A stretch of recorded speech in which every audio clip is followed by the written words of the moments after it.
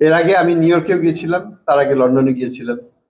উদ্দেশ্য কতগুলো জিনিস, সেটা হচ্ছে এক নম্বর, এখানে আসার এক নম্বর কারণ হচ্ছে যে জিনিসগুলো নিয়ে আপনারাও বলেছিলেন যে বাংলাদেশ থেকে প্রচুর অর্থ পাচার হয়ে গেছে এবং যারা নিয়েছে তারা বাংলাদেশের নাই।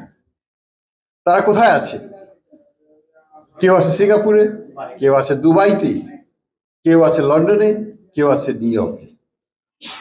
তাদেরকে আমরা কি বাংলাদেশে বিচার করলে কি তাদেরকে আমরা ধরতে পারবো? না। তাদেরকে ধরতে হলে বিদেশিদের সহায়তা লাগবে।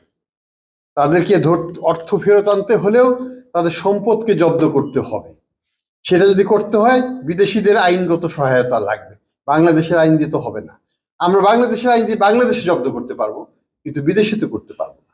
সেই জন্য আমরা বিভিন্ন দেশের প্রতিনিধিদের সাথে, রাষ্ট্রীয় প্রতিনিধিদের সাথে আলোচনা করছি কিভাবে এইগুলো আমরা তাদের সম্পদগুলোকে জব্দ করতে পারবো। এটা একটা লক্ষ্য। আমরা এখানেও সরকারের সাথে আলোচনা করেছি, লন্ডনে যে ব্রিটিশ গভর্নমেন্টের সাথে আলোচনা করেছি। বিভিন্ন সরকার বিভিন্নভাবে আমাদেরকে সহায়তা দিচ্ছে, অর্থাৎ আইনগত সহায়তা দিতে।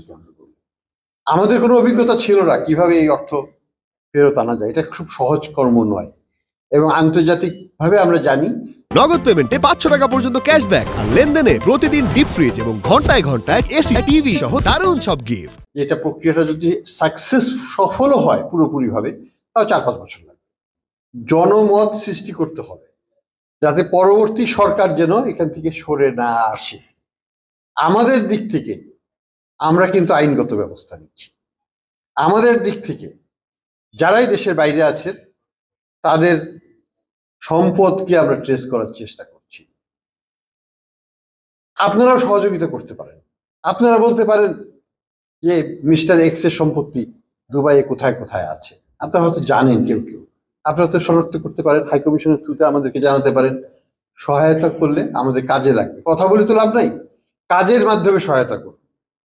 আমরা চাচ্ছি যত বেশি সম্পদকে আমরা ট্রেস করতে পারবো তত বেশি তাদেরকে আমরা চাপে ফেলতে পারবো।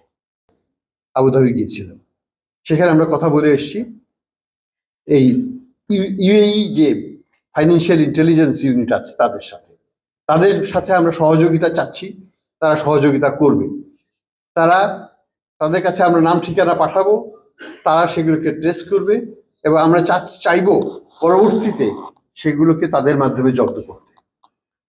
এটা আমরা সব দেশের সাথে আলোচনা করছি। কোন কোন দেশ? সিঙ্গাপুর, যেখানে অনেক টাকা আছে, মালয়েশিয়া, লন্ডন বা ইউকে সরকার, মার্কিন যুক্তরাষ্ট্র, কানাডা, সবগুলোর সাথে আমরা কিন্তু আলোচনা করছি এবং সহযোগিতা পাচ্ছি। আমরা এগুচ্ছি, আইনগতভাবে আমাদের এগোতে হবে। বেআইনিভাবে চলে কোনো লাভ নেই, ধৈর্যও ধরতে হবে, কারণ ওই দেশের আইন, প্রত্যেকটা দেশের আইন ভিন্ন, সেই ভিন্ন আইনেই এটাকে প্রক্রিয়াগত করতে হবে। আমরা 40-50টা ইন্টারন্যাশনাল ল ফার্মের সাথে কথা বলছি, তার মধ্যে 25টার সাথে এই দুবাইতেই কথা বলেছি আমরা গতকাল। তো এগুলো তো আমরা করছি।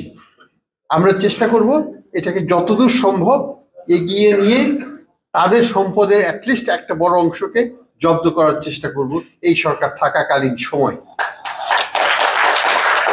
লক্ষ্যটা হচ্ছে পরবর্তী সরকার যেন সামনের দিকে যেতে পারে, পেছনে না যেতে পারে। অর্থাৎ জব্দ করলে সেটাকে উঠানোটা কিন্তু একটা জবাবদিহিতার সৃষ্টি হবে। সেই জবাবদিহিতাটা আমরা সৃষ্টি করে দিয়ে যেতে চাই। এই ইন্টারিম গভর্নমেন্টের পক্ষে এই বিচার কার্য শেষ করে যাওয়া সম্ভব নয়, আইনগতভাবে এটা সম্ভব হবে না, কিন্তু আমরা একটা ইরিভার্সিবল প্রোগ্রেস করতে চাই, যেটাকে থেকে পিছিয়ে আসতে পারবে না, চাইলে পরে সামনের দিকে নিয়ে যেতে পারবে। এটা আমরা করতে